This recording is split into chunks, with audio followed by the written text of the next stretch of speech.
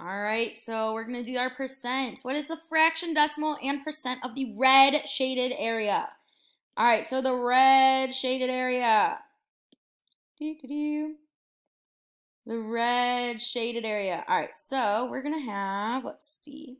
We've got 1, 2, 3, 4, 5. So I have 5 that are shaded red. Out of how many total? Well, let's see. We have 1, 2, 3, 4, 5, 6, 7, 8, 9, and 10. So our total is 10.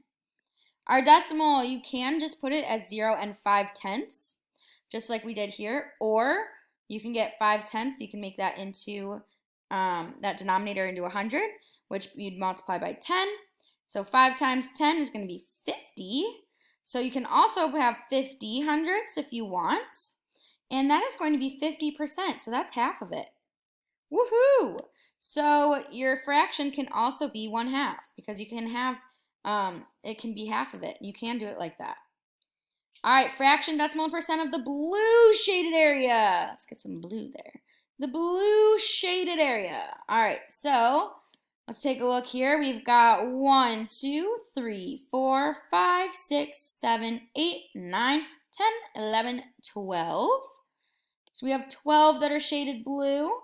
And we know that is out of 100 because there are 100 total squares. There are 10 going across and 10 going down. So 10 times 10 equals 100. Whee! All right, so our decimal here is going to be 0 and 12 hundredths because there's 12 out of 100. And that percent is going to be 12%.